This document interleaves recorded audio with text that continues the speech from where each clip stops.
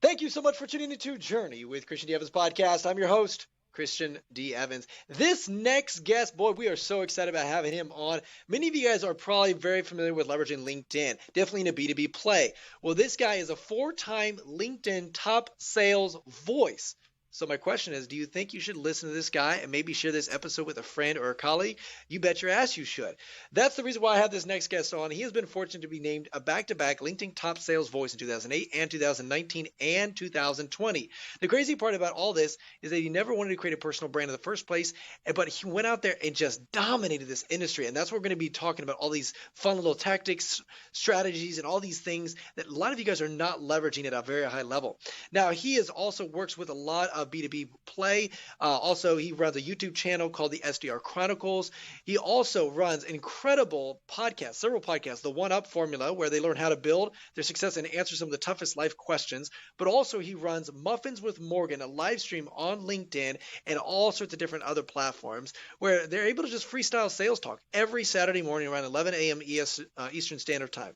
So please welcome the sales trainer, podcaster, live streamer, speaker, and my friend, Morgan Ingram. Hi today, Man, Morgan.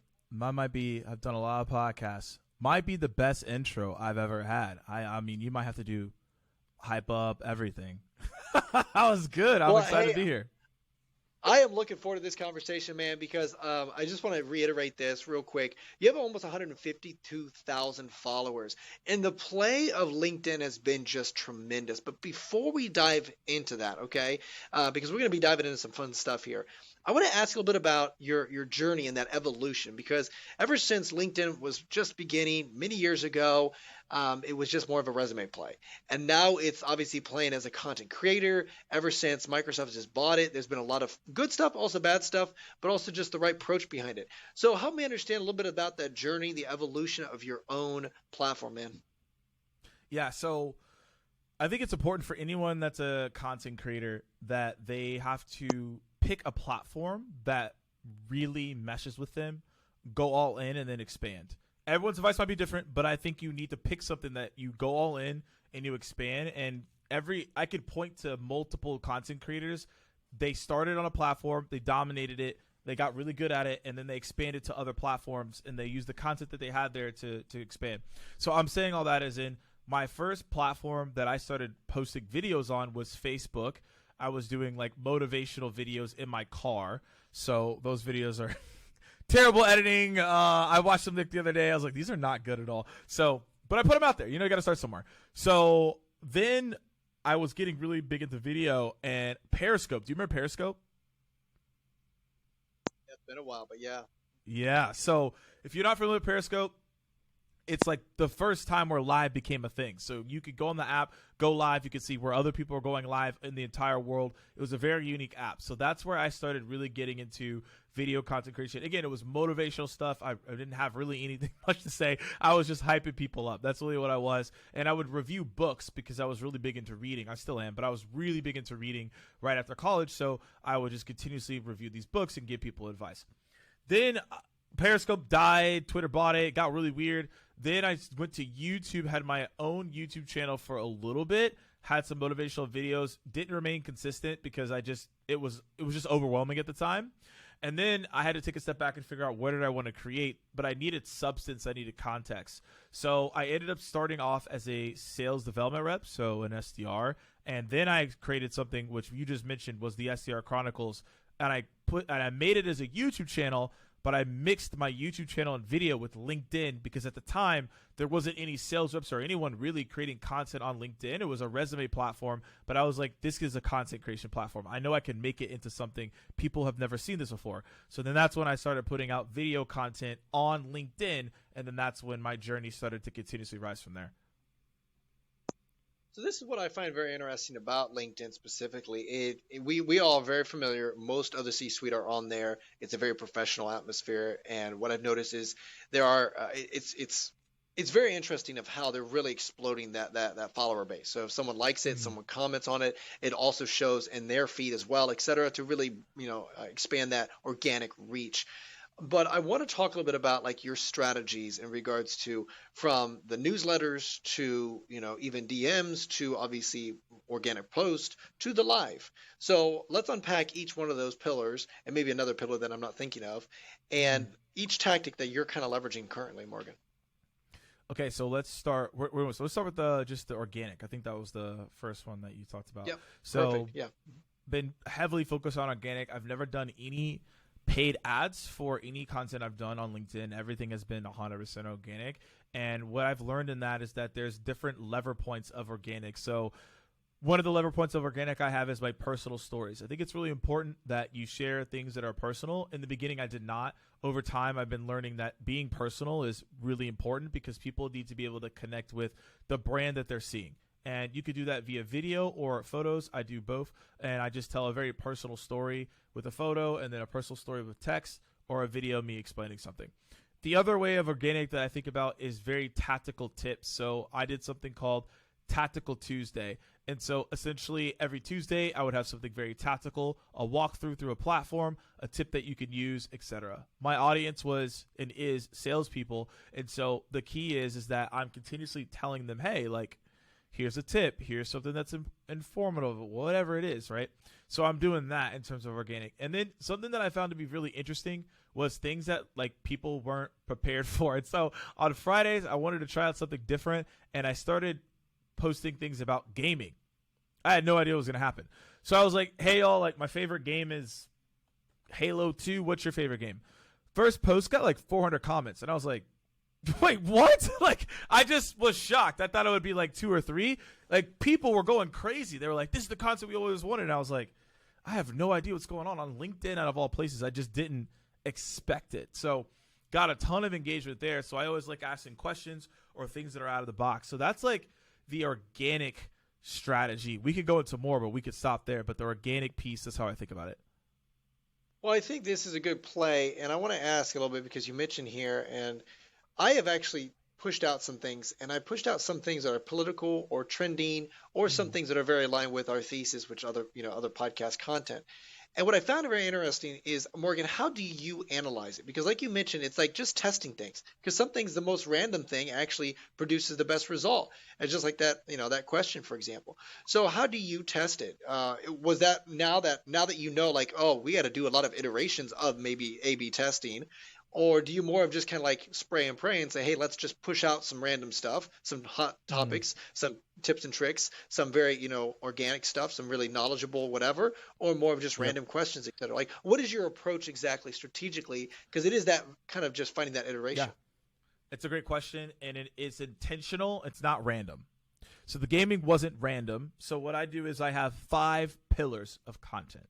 I believe if you should have 5, but there are like 2 that are like help your business, right? So for example, like I have one, well, I'll tell you what it is now because I've changed a little bit because I've kind of rebranded a couple things, but one is on sales tips as a whole. My audience is mostly sales. That's where I started. It's what I talk about, sales. 2 is around video marketing, B2B influencer marketing. That's a topic as well because that's part of services, so I talk about that. 3 is then video games. So video games was a pillar, but like I never really dipped into it yet because I was still building the first one. I was just only sales and I just stayed in that lane. But I knew one of my pillars was also gaming as well, so I throw it in there. Number 4 is anime. From time to time, I just throw it in there. And I'm like, all right, cool, let's just see how people react, right? And then 5 is like more holistic. It's like growth mindset as a whole. It's like, here are things you should be doing, like going to the sauna, float tanks, cryotherapy, books to read, like growth mindset. Could be more career development, but I consider this as growth mindset.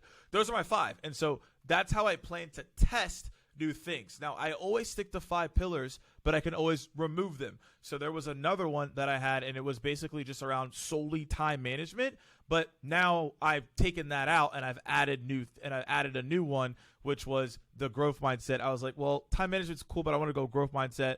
And then I continuously basically add and replace accordingly. So I've had a couple of additions. I've removed a couple of things because it doesn't fit where I am right now in my journey. And my last piece that I'll add is if you pay close attention to the content that I have, when I started noticing that more people like the video game content, some of the logos that I have coming out, or even in my content, there are video game references in the content if you know what it is. So there's like even subliminal messages in there. So it gets even deeper. Okay, and let me ask you this. Let's push this into context of a B2B play, because I think a lot of individuals that are listening, they're like, okay, this makes sense. I like those different, micro pillars, and then creating content to obviously, but still at the end of the day, you still want to drive people to your product, your service, your whatever, right? Fill in the blank. So Morgan, how do you kind of, find that balance where it is about gaming, but then also it's that hook to bring them in to your ecosystem to learn a little bit more about what you do, how you do things, et cetera, and your services? Yeah. So when you're thinking about, let's say, the content as itself, when you're saying the hook, are you saying what's the hook on the post, or the hook as like a call to action? Like, how am I getting people to drive towards taking some action that I'm saying off the post? Well, really, I guess, is the context of a B2B play. So, for example, let's say there's someone that's, thinking SaaS. We've got a SaaS product on the back end. I'm an SDR, and I want to leverage LinkedIn to push out really good content in those pillars structure. So it might be, hey, I push out Monday motivation. But then the second day, I may be talking about specific about the product of these features or whatever, or solving the problem, et cetera, and how to kind of integrate it into the context of, hey, we've got this product. I'm trying to push my product and get leads from this, but how do I do it in that content formation? Yeah. So this is where, if you're from a sales perspective, you have to take a step back. So what I'm explaining is, hey, if you're just a sole creator and you want to go create, great. But if you're a seller, you have to think about it differently. So what I like to call this is being a curator instead of a creator. And there's a difference between being a creator and a curator, and I'll explain. So a curator is someone who is finding information and providing context around that information to still provide content. So if you're a salesperson, you might not have the time to do everything that I just told you. You don't have time to create videos and put things out. That's just not you. Okay, that's fine. So what you're going to do is what you should already be doing, which is studying your industry and studying your buyers. So this doesn't require a ton of time. Friday afternoon, weekend, Monday morning, I don't really care when you do it. Go listen to a industry podcast or a blog or someone that is a thought leader in your space. There is some type of material. If you're saying there's no material, you're just not looking hard enough. So once you find the material, now guess what? You're going to read the material or you're going to listen to it. I know, shocker. And you're going to learn. I know, very hard concept, but you're going to learn. So once you've learned, you're going to write down 3 things that you got out of it. And then the next week or that week, you're going to write a post on the 3 things you learned from the podcast, the article, the blog, whatever, the book if you decided to get one. I don't really care what you do, but if you do that once a week, that will create a trickle effect and you'll add context around what you're doing. And you may be looking for a lot of likes and comments. That's not what you're looking for. You're just looking for the right eyeballs on this topic to show that you know about the topic, and then people will engage with you. Another key thing that you could do as well is tagging people that wrote this article or even did this piece of content or were in the podcast. People appreciate that. It's an easier way to connect, and that's how you get engagement. And so what I find so interesting about this is in regards to some sort of call to action, because you obviously wanted to do this for a clear kind of result. It is content, but also, and what do you found are some good, kind of low hurdle call to actions? Hey, here's a newsletter. We put out more stuff, or hey, here's an e-book, right? I've seen a lot of people, they actually have some really cool books that are relative to it, or just other, videos or trainings, et cetera, that help solve those problems. What have you found? And again, this is the context of maybe the SDRs or the salespeople or people that are working for these larger companies. This is a B2B play. How are they leveraging it to get leads from this? So I was talking to a CMO the other day. He said something that was very fascinating. This is not from me. I wish I would have thought of this, but I was like, this makes a ton of sense. So he's like, you need to understand the difference between an audience and a community. So an audience is like, so I have 152,000 followers, right? That's not a community. That's an audience of people. Some of those people are not like genuinely connected to me. If I said go do something, they might not do it. But they follow me, but they might not do it, right? They just click follow that it is. And there's people I follow. If they drop something, I'm not in their community, so I might not do anything. They got good content, but I might not do anything. I'm not as emotionally connected, right? So you have a lot of audience, but you're looking to convert that into community because your community is willing to invest into certain things. So what is a community? Well, a community is not what most people think it is, which is just like, oh, let's create a Slack group. Community. It's like, no, it's way more than that. It's multiple components. A community is multiple different platforms and avenues. So a community could be a newsletter. A community could be a live show to a certain degree. It's kind of audience and community, but I believe a live show can be both if you do it appropriately.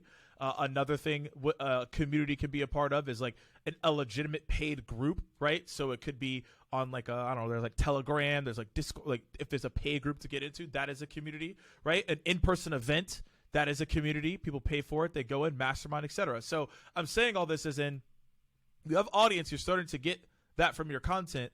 Now you need to convert them into a more intimate setting, which is a community. And all those things I mentioned are those communities. Now, which one should you pick? I can't answer that question because each industry is different. If you're like in the technical industry, they may not want to watch a live show.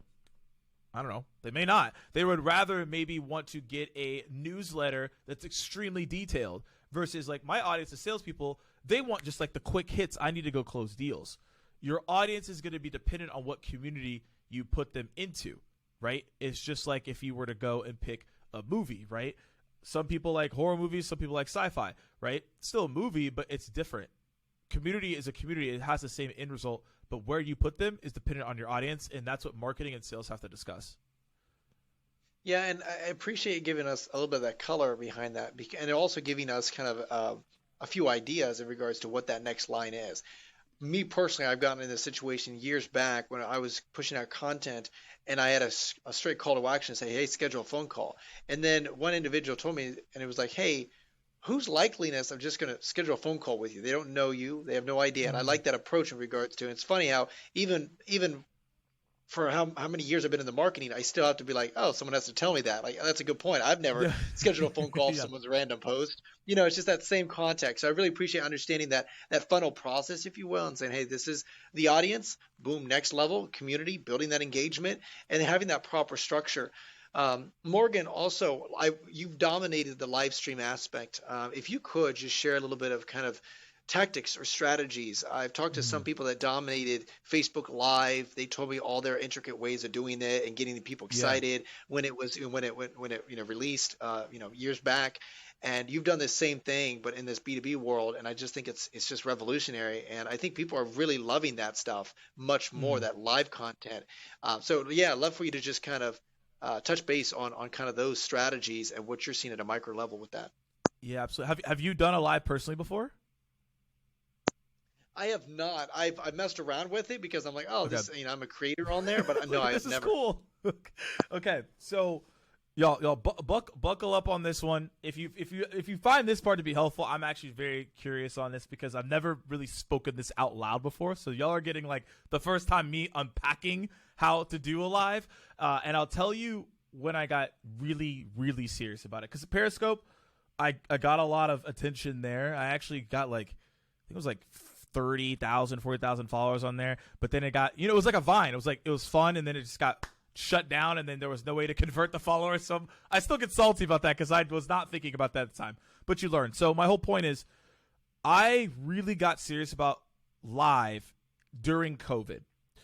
And this is important for everyone to understand because timing is everything. And I want you all to understand how I thought about this and how intentional I am about lives and how if you want to do a live, you need to be intentional. You can't just have it be like a thing that you do and it's random.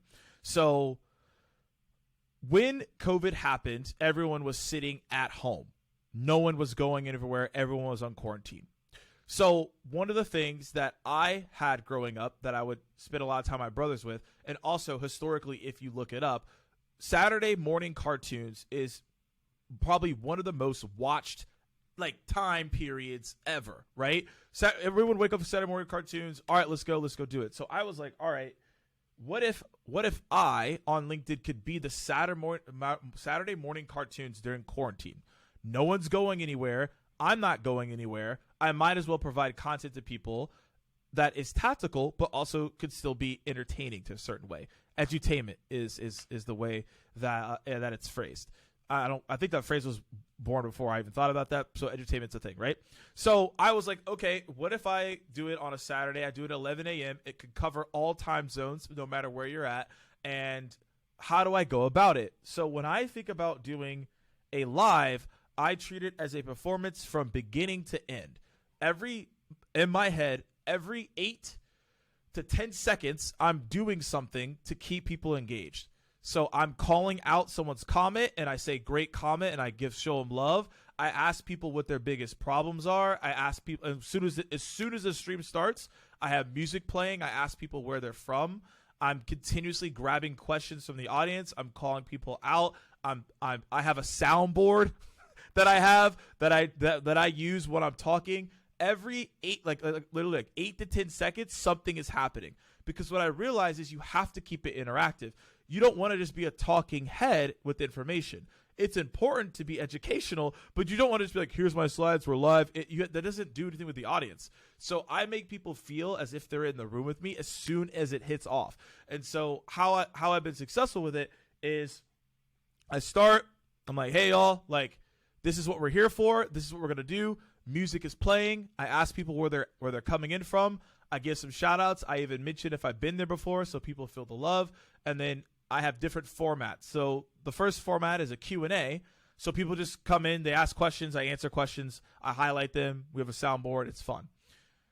The other format is email teardown. So I would get someone that's an executive. We would go through their inbox. We would put it in a document. And we would go through emails that were good or bad, and we would have fun with it. We would grade the emails. And everything's redacted, so you don't know who the person is. So I'm not like roasting people. But like we don't know who they are. We just give advice, right? And then another format is a workshop. So I'll go through like goals, sales navigator, how do you do cold calls? I go through like live training formats and frameworks. So, people can come obviously for free and they're getting information, which obviously gets more people to come.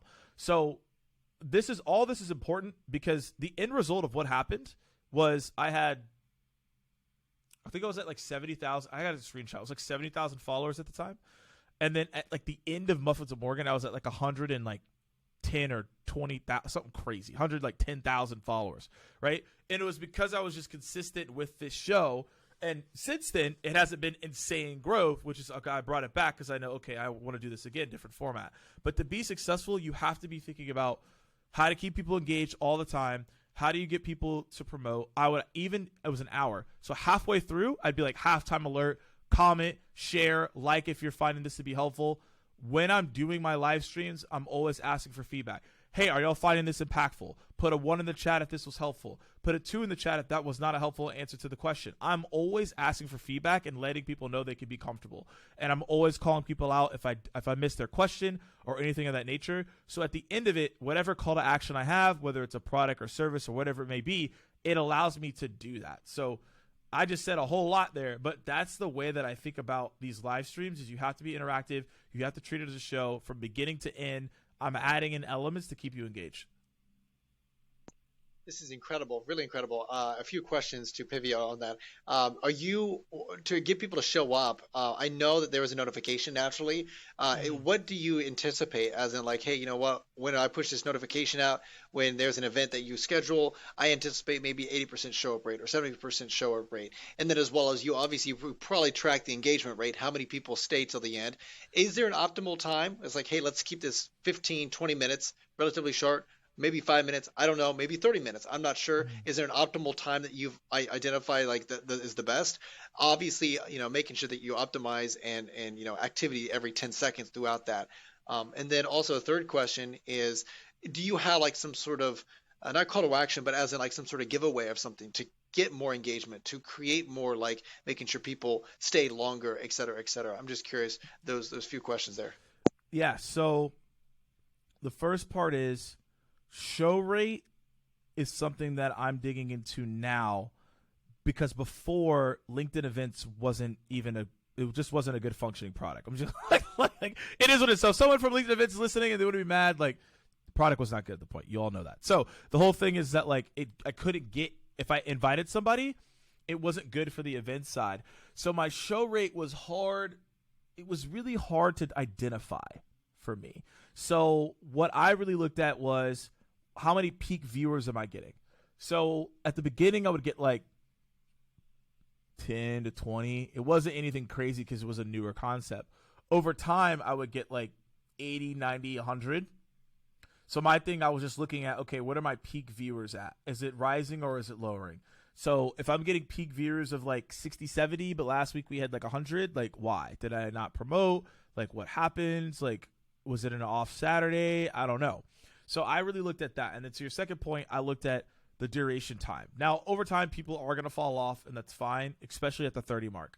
I kept it an hour, though, and I never changed from that. Now, the thing is, I could easily change it to 30, and I think it would have had a higher show rate and retention rate. But the hour, there was just something about it being an hour in and out that people appreciated, and I've kept it that way. Over time, could that change? Absolutely. Willing to test. Now, people have short attention span, so maybe I have to do 45 minutes. Maybe it's 30 on certain topics. But I found the hour allows for me to get through every single question because on the Q&A, there's a lot.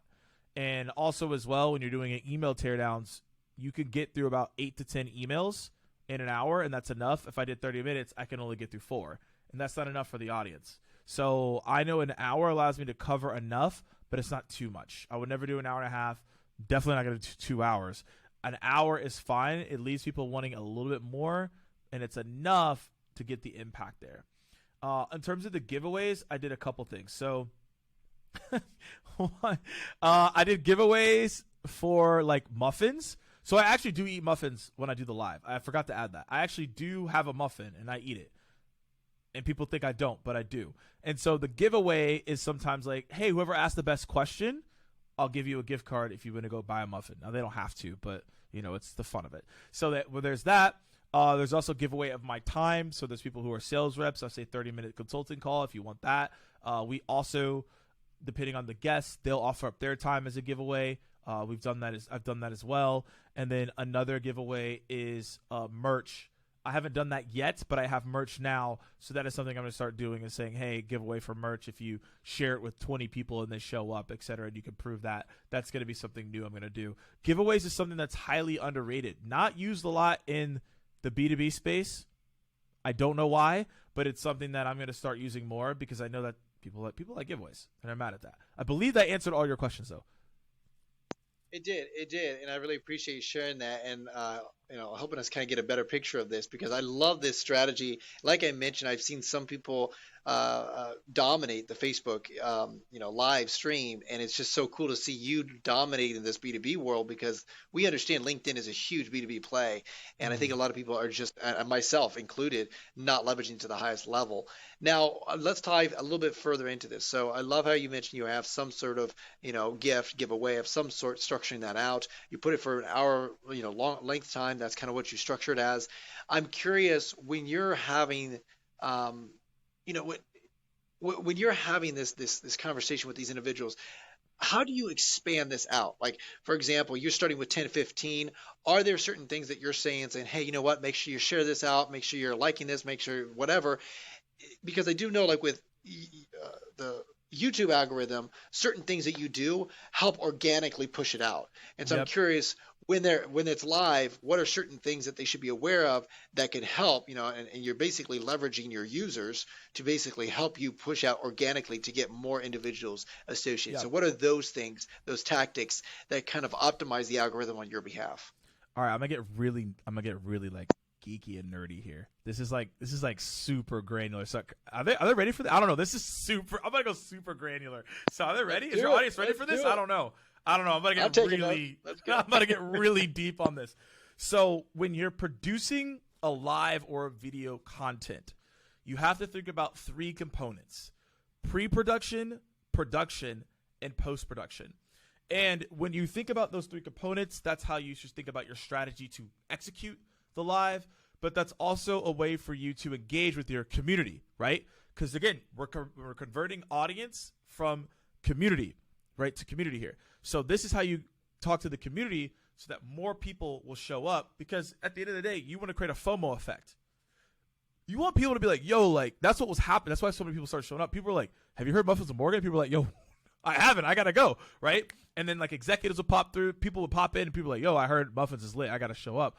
and I created that element. I know how to replicate it, but I have a different strategy now. And what I'm about to give you all is what I did, and I'm also going to tell you what I'm going to do now. So you can follow the journey, or you can use it if you want, but I'm going to tell you what I'm going to do differently from what I learned. So let's talk about pre. So there's 3 main things in pre that you need to do. Number 1 is creating a graphic that will stand out for people to go to, or 2, a clip. Let's just say you already did your first live, right? A clip from your live that was a highlight. So let me give you an example of where that comes from. It's not really, a lot of stuff is not like new things. It's just like you have to think about it as in something that's already existed to be popular. ESPN top 10. You see the top 10. You've seen top 10 ESPN, right? Top 10 plays, right? Love it. So when I see a top 10 play from a sport that I don't really watch and it's pretty cool, I might go watch that sport. Like, it's the reason why my brother and I got FIFA. We saw a highlight. We saw like a bicycle. We're like, whoa, what is that? So we literally bought the game, started playing the game, started watching soccer. I have a David Villa jersey, right? My other brother loves Mbappe in France. And so now we're like massive fans. But like, if we didn't see that highlight, I don't think we would have actually gotten to FIFA. I'm going to be real. I don't think we would have. So what my point is that, how do you get into a show? If you ask someone to go watch an hour show, they're going to be like, what? No. But if I send you a scene from a show, you're probably going to watch it. So if you watch a clip from the live that's pretty like valuable content, you're like, wait, that was 3 minutes and that was good? What if I go watch the whole thing? Potentially could be more fire, right? So that's what I do on the pre, is I do that. Number 2, what I'm doing, and this is something I'm doing right now because of LinkedIn events. So I'm adding in things that do and what I did do right now. Events. So LinkedIn events right now, you can create an event and you have 1,000 invites you can send out per week. So let's say if you even have like a 10% conversion, right, you're getting at least 100 people to accept, right? Let's just keep it clean. If it's 1%, it's at least 10, and that's still people, right? So you can send out 1,000 to your entire network. That's pretty powerful. So I'm sending out invites to people as well, and kind of I'm getting people to also invite other people as well. So I can bring on guests. I can bring on people that maybe I considered ambassadors. I could do that as well, right? And so that's the pre. The third thing on the pre that I did when I was doing this is I would go find guests that had really good audiences as well. So the thing is, you want to siphon different audiences. One of the things that the CW did really well, and that's a channel network, they had the show called Arrow, Flash, Legends of Tomorrow. They're all DC shows. What they did to elevate those audiences is they would have crossovers. So you would have Arrow, Flash, Supergirl, Legends of Tomorrow, and every single audience member would watch that. And so if they saw the Flash, they'd be like, oh, Flash is cool. I need to go watch season 1 of Flash because I liked Flash in the show as a crossover. So rappers also, everything I'm saying is like, it's just been done. I'm just taking it. Rappers also do the same thing. You go to a concert and it's like Kendrick Lamar. I mean, this is actually kind of crazy that this lineup existed. I went to a concert. It was Kendrick Lamar, Wiz Khalifa, Chevy Woods, and Big Sean. But it was like Kendrick Lamar early days. It was like Big Sean early days. Now that would be like a $500 ticket. but back then it was like not that much because like no one knew about him. But what was happening there? Kendrick Lamar was getting in front of an audience he hasn't been in front of. Wiz Khalifa is tapping into an audience of Kendrick Lamar because that was when Wiz Khalifa was really big. Big Sean's tapping into a new audience as well. So everyone effectively wins. But Wiz is really the main draw. So if you have a show, bring someone in, new audience for them, new audience for you because that person's there. And now you can tap into that and they're like, this show's cool. I want to stay on, right? So that's the pre. During the production, how am I getting people? I mentioned it already, what I do and what I did before, halftime alert. Literally, I will stop it and be like, halftime alert. I'll like stop it. I'll literally stop it. I'll be like, halftime alert, 30 minutes in. Like, halftime alert, you need to comment, share, let me know how it is. Tell your friends, tag people. So people are tagging, right? Stuff like that. Again, where am I getting the halftime from? Basketball, right? Like, basketball, they have a halftime. They rest after they did the first half. So halftime alert is we have a halftime show. Halftime show is people liking, sharing, commenting, allows me to drink my water, allows me to eat a muffin. It's a quick break, right? But people know we're being active and sharing so people could come in, right? And then I hop back into it. So that's the halftime. also during production as well is telling people what to do. So, hey, can you put a 1 in the chat? Put a 2 in the chat if you like this. Put a 3 if that made sense. If you answer a question, say, hey, did I answer your question, Bob? Oh, it did. Great. You want to validate people as well, and that's really important. And also during the production as well, making sure that you're having things pop up. So I grab people's questions. I put them on the screen. I say, hey, screenshot it if you want to. I send people that as well so they feel engaged. Post. So this is also tedious, but every single like that I have from the live on LinkedIn, I message the person and say, thanks for showing up if they're new. Or I'll send them an invitation request and say, thank you for showing up. And then I say, what did you like? What did you not like? How can I improve? So I take the feedback and then I just add the one iteration every single show. So every single show is uniquely different because I add one thing that you may not have seen before. A new sound, a new way of answering a question, a new approach, etc. So that's what I do there. Another thing I do in post is I ask people to share what their main takeaway was that maybe is a big advocate or fan, right? So they do that as well. And something that I'm doing now is basically following up with people at the end, kind of during production. I say, hey, DM me if you're going to use any of these tactics today, right? The DM me, say I'm committed.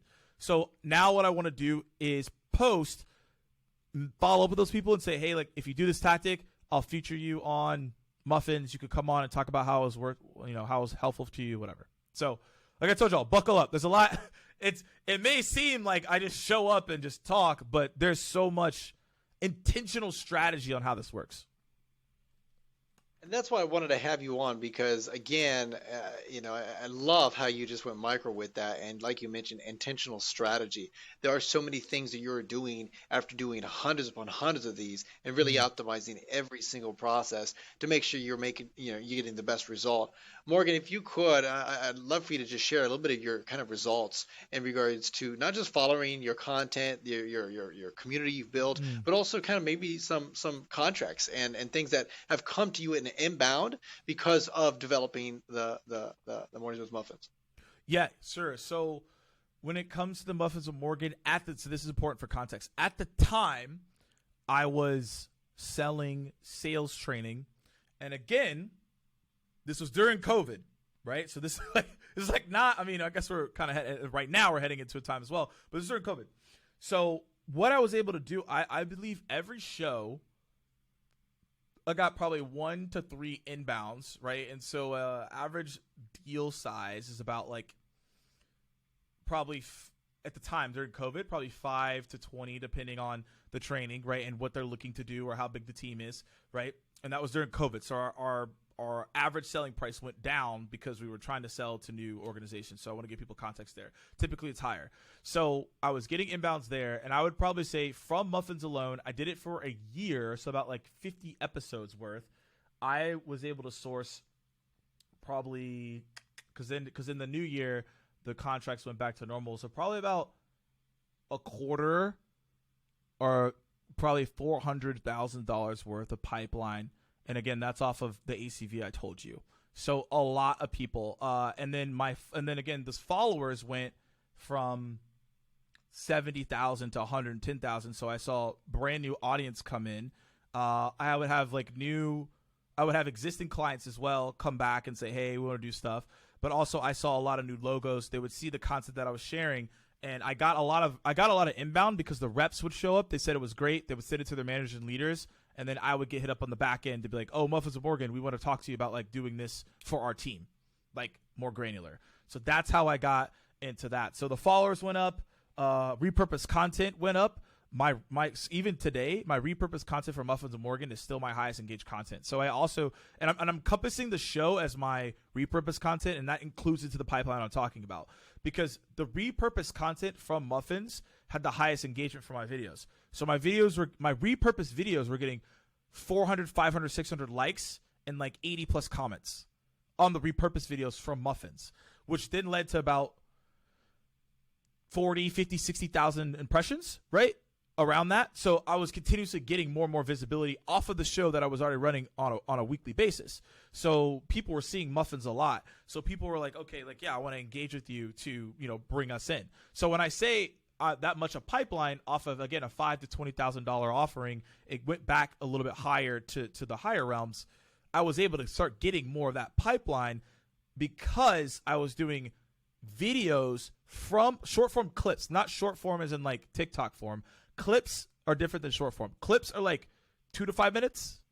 Short form is like less than 60 seconds. So I can give you all the clarification there.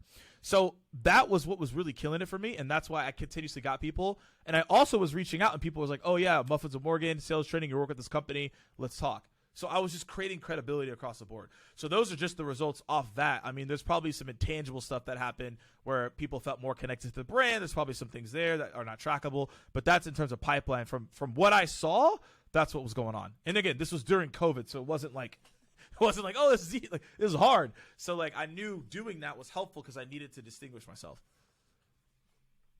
Well, I really appreciate emphasizing this because for a lot of our listeners, it's very important, definitely in a B2B play, where to think about sales as a different approach, right? That old style of cold calling, not saying it's dead. I just think there's other better ways to really optimize, definitely in today's world, leveraging this technology and leveraging these systems.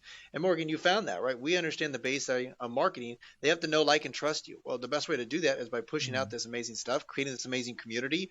And it's also, like you mentioned, the fear of missing out. Naturally, when you see a whole bunch of people showing up, 70, 80, 90 people, and there's all this, well, shoot, I better join as well. Oh, you're not, with this, Morgan with Muffins. Well, shoot, let's dive into this, and it is that whole structure of it and creating that ecosystem. So I just really appreciate emphasizing not only the goal of what we've heard and we've talked about, but also this, intentional strategies and tactics that you're mentioning. Now, as important it is to exemplify the things to do, I also would love to understand, Morgan, what you did maybe incorrectly that you learned from, and you're like, okay, I'm not going to do that again. What were some of those things during the journey? Did you realize, okay, hey, there were maybe missteps or maybe hurdles or maybe mistakes that you're like, oh, wait a minute, maybe during those three processes, pre, during and post, or maybe just kind of holistically and maybe the structure of it. I'd love to talk a little bit about that just for red flags for people making sure that they don't, because I can tell you, Morgan, you have a very good energy on camera. You bring that energy. You got that excitement. You're constantly keep things moving, which is exciting. I've seen some definitely, in the B2B world, it gravitates more towards the sales industry where it's got more of that energy, 100%. but there are some individuals that, boy, they are so boring. So love for you to just talk a little bit about some red flags or some things that you wish you didn't do or mistakes that you had to overcome. And this is just for the show, right? This is just for that live component we're talking about here, right? Yes, correct. Yeah, we'll break it down pre-production. I would say pre and post. So this is something that I have now, which is helpful, is someone on the back end to help with the actual production. So it's very difficult to continuously engage with the audience, and then you also have to deal with the tech behind all that. So my mistake was like, I can do this all, right? I can engage, I can bring people's comments up, I can do all that stuff. And like I said, I did it, and I recommend it's helpful. But at some point when you get more and more people, the comments are going a little bit too fast. And so you need someone in the background to be like, we missed this question. Here's something to be mindful of. Or like, hey, people can't hear you on the other end, right? You don't know what's happening, right? Because you're in it. And when I'm in it, I'm locked in. Like, I don't know what else is going on. I'm in it. So to have someone like that's like, hey, tweak this, do that, and maybe they're in a private chat or like you can just see them and you can kind of notify that. That's really important to have someone who can MC that. So that was a mistake that I had by just kind of like just going in and just doing that. I think another mistake that I had is I didn't expand, and this is something I'm doing for the next season or this season right now. I didn't expand outside of my ecosystem. So I just stayed with the same people that I knew. That also, they had a newer audience, but it was the same audience. Like, I got new people, but it was the same type of. I wasn't willing to be like, let me go get someone in a completely different industry to talk about something here, and let me challenge myself to have a different person. I stuck with people that I knew instead of getting people that I didn't know. And I think that's a mistake on my end because it would have expanded and challenged myself, and it would have challenged the audience to see something different. So that was a mistake as well. Post-production, mistake was not having the right person to edit that consistently and telling people what I needed. I got lazy on that part because once I was done, I was done. I sent it to someone, they edited it, and it was fine. But I was like, this could have been way better. I think we could have styled it better. The branding could have been better. We could have been more on point with the design. And again, that's nothing to do with the person. It's on me because I didn't give the direction of what it could have looked like. I kind of use that as a throwaway to be like, here it is. And again, the video still performed well, but it's my mistake because that branding could have been better because it probably would have led to more signups if the branding was more on point. People would have known what it was come from. They wouldn't know it was just not a random video. They would have known it's from Muffins, and it would have had a better branding. It was solid branding, but it could have been better. So I see that as a mistake there. Another mistake was when I was in pre-production, and you all heard me be well thought out on it. I think I could have been more thought out, as in I could have included people more in the conversation, as in saying, hey, okay, 5 audience members, telling them what the show is going to be about, and then having them play a bigger part, like advocates play a bigger part, is essentially what I'm saying. Like, there are people who showed up every single week. I think I could have had them play a bigger part, like being in the show somehow, providing insight, coming on. Like, they were such big, and they still are, big supporters. How could I include them more than they already were, right? So those are things, if I really had to, I analyzed them, and I've been looking to address them now so that I can move forward with confidence. And that's actually a really interesting point. So, like, to reiterate your last point there, in regards to some of the individuals that are like, they love you, they love what you got going on, they always show up, they are, diehards. To be able to engage them a little bit more and be cognizant and say, hey, you know what, love to feature you, love to talk a little bit about what your story, et cetera, somehow. That makes sense. I want to ask, because I've been on, I just on a personal note, I've been on webinars, and it was for a company, and I asked a question, and I'm bringing excitement, and I ask a question, and then I realize nobody's saying anything. Okay, type 2 if you got this, or type 3. I'm trying to get them, and I literally see nothing in the chat, and I don't know if it's just the ecosystem, the audience, the whatever. I don't know what I was doing there, but I just kept moving because that's just what I do, and I still saw nothing in the chat. Nobody was engaging at all, and I just was like, okay, whatever. But I still just kept the face and played the part, whatever. But has that ever happened to you? And if it has, how do you, or maybe it hasn't because you're so dialed in. You're like, I know there's people that love me already. You got such high energy. Maybe it's just my end. So I'd love to get your response on that. I mean, it's happened, like on Muffins, not as much, but it's happened in other arenas for sure. Like, I'll go somewhere, I run a similar style. Muffins is 100% me because it's my thing. But I do use a similar style in other places. And yeah, I've had no one respond. So, I mean, I always just look at it, ignore it, move on. But you also can just, like, call out the audience. Like, I mean, what I do is I just say, hey, like, sounds like no one's out there. Look, and I just tell people, the reason I say 1s, 2s, and 3s is to keep you all engaged. I don't want this to be a boring conversation. I want it to be interactive.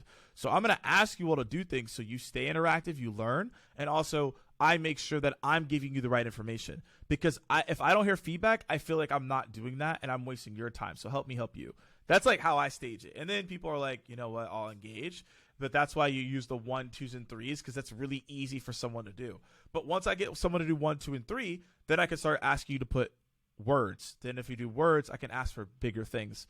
But I always start 1, 2, and 3. It's super easy for someone to do that. But if I don't hear anything at all, yeah, I just call out the audience and tell them why I'm doing it. And then if you don't do it at that point, then it's just not on me. Then it is what it is, and I'm going to give the value, and I'm just not going to be as engaged, and it's just going to be whatever. If you think about any artist, the best shows, live shows that they've done is where they feed off of the audience. If the audience is not giving you that energy, you're just going to do what you normally do. You're just going to mail it in. You're going to move on. But I let the audience know, like, that's what's going to happen if you all just don't engage. Because I need to know that you're there and you're actually, like, listening to what I have to say. Because if you don't, like, it kind of is what it is. You got to, like, take a step back on that. No, I appreciate that context. Yeah, and that's actually a very interesting point of view there, and you're right on 100%. Let's dive into a little bit more about the influencer marketing. Now we talked about where you're at, what's going on, and how you got here, which is just incredible. I really appreciate your time and unpacking this for our audience.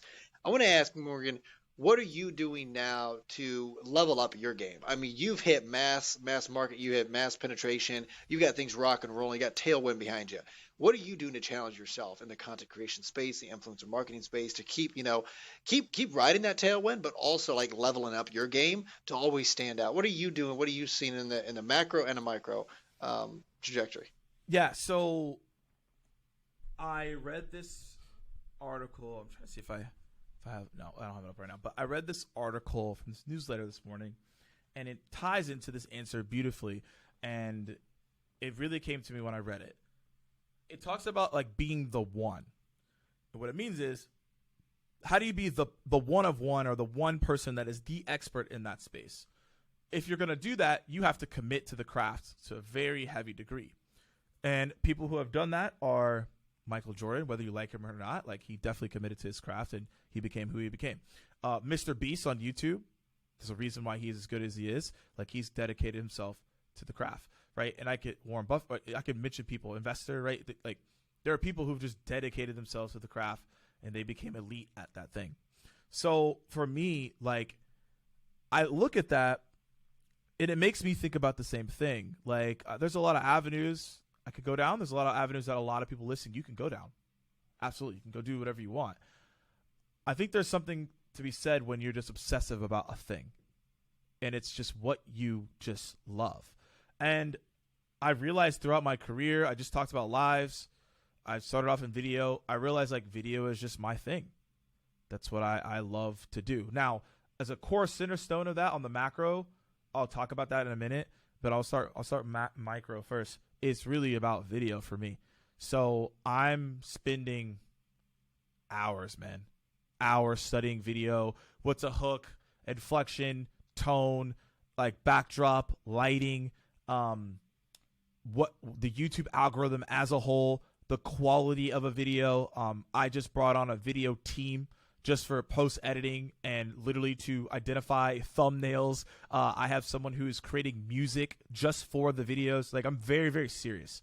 I just believe that, well, video is now. I don't think it's the future. I think it's happening now. I just believe that right now, for the past 3 years, we've been in these boxes, right? And there's nothing wrong with it. But I think people are starting to be like, I got to see a different type of content. I got to see people.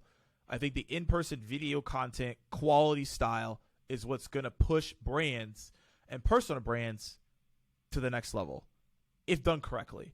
And I want to be able to figure that out and be really great at that. So I spend all my time trying to identify what makes a great video. That requires me watching a lot of videos. Oh my God, I watch a lot of them now. But I'm not looking at it for an entertainment purpose. I know and I understand that. I can always get better, but I understand it. What I'm trying to understand is, okay, when I watch this video, like, is this gravitating my attention? Is this bad? And it's been cool because now I'm starting to pick up like, okay, wow, this is why this video has no views. This makes sense. Intro's bad, lighting's off. They're looking off to the space. They're not directive. They're not talking about the audience. Like, the intro's way too long. That's why people are probably dropping off. Like, I'm starting to pick up on it. And then over time, it's like, okay, I think I can figure that out. So, yeah, I just spend all my time on videos and video marketing. On the macro side, my whole time is spent on evolution. So my whole core of my brand is focused on evolution, which is helping you evolve, whether in sales or marketing or even my own self with growth. How do you evolve as a person? I truly believe that if you're not evolving, you're dying. So you have to be thinking about how are you growing in some capacity. That doesn't mean that go out and be a multimillionaire, work 24 hours a day. That's not what I'm saying. I'm not saying go hustle your eyes out. I'm just saying just evolve. Like, what's one thing that you should be doing that you're not?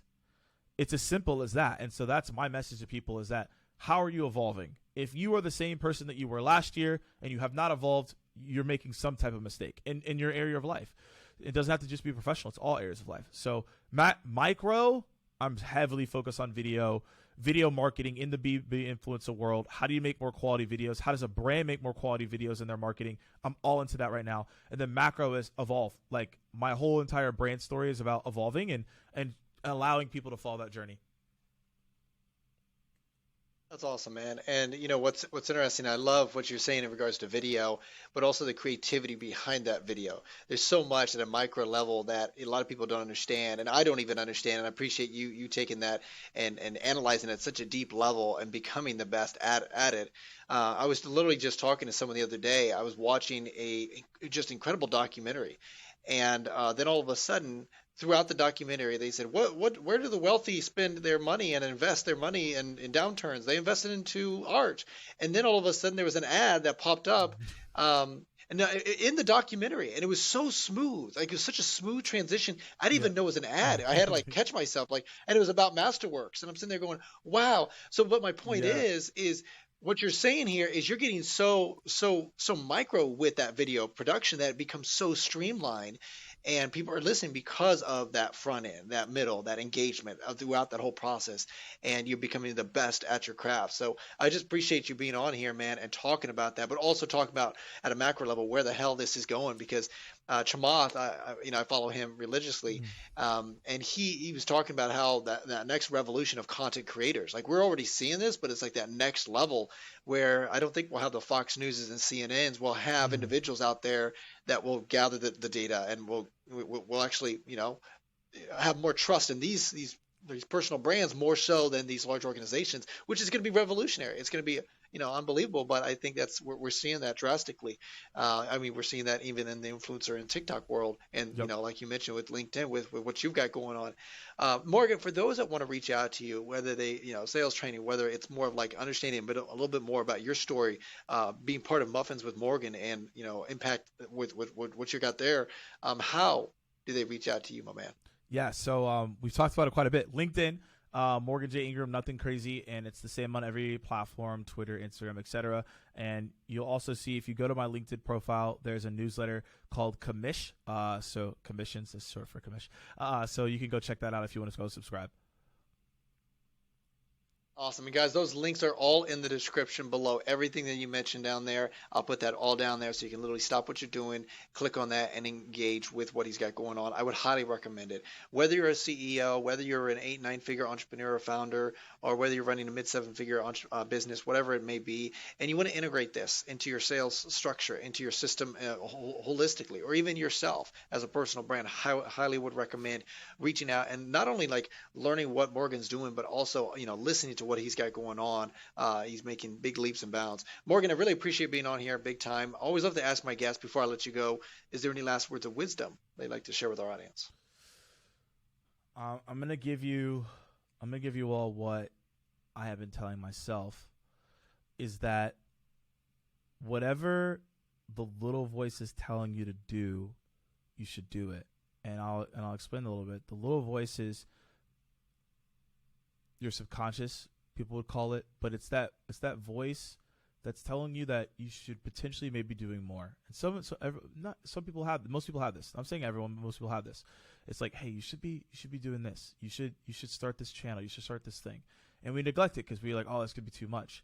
But then once you start doing it, you realize it was supposed to what you were doing, and it's supposed to be what you're doing, and you should go do it. So that's my last word of advice. Well said, man.